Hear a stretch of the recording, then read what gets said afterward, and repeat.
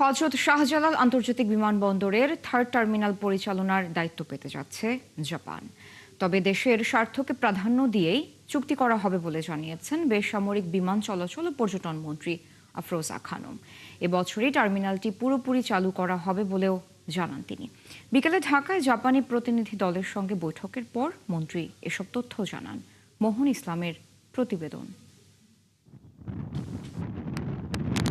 উদ্বোধন ঘোষণা করেও চালু করতে না পারার নিদর্শন ঢাকার হযরত শাহজালাল আন্তর্জাতিক বিমানবন্দরের এই থার্ড টার্মিনাল। পতিত সরকার আওয়ামী লীগ উদ্বোধন করলেও পারেনি চালু করতে।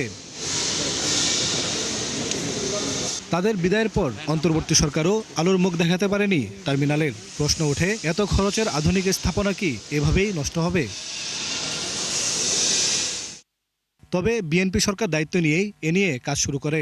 টার্মিনাল পরিচালনার দায়িত্ব নিয়ে বৈঠক হয় জাপানের সাথে। কয়েক দফা বৈঠকের ধারাবাহিকতায় শুক্রবার দুপুরে পররাষ্ট্র মন্ত্রণালয়েও আলোচনায় বসে দুপক্ষ।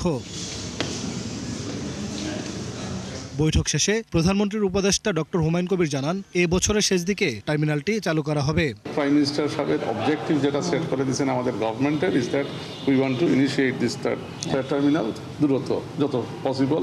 সো হোপফুলি যেটা মাননীয় মন্ত্রী বলছেন, মাননীয় প্রতিমন্ত্রী বলছেন, by the end of this year we want to see এই launching of operational third terminal. সরকার কোনো ওপেন টেন্ডারে যাবে না জানিয়ে বেসামরিক বিমান ও পর্যটন মন্ত্রী জানান, দেশের স্বার্থ প্রাধান্য দিয়েই জাপানকে দেয়া হতে পারে পরিচালনার দায়িত্ব। আমরা প্রথমে দেখি এটা আমার দেশের স্বার্থে হচ্ছে কিনা, আমরা দেশের স্বার্থটাকে আগে দেখে আমরা কাজ করছি, এর জন্য একটু সময় লাগছে, তো অবশ্যই এটা হয়ে যাবে। নেগোসিয়েশন করার জন্য কথা বলেছি। We hope this is what is expected, is likely to be done. আগামী সোমবার আবারও বৈঠকে বসবে দুপক্ষ।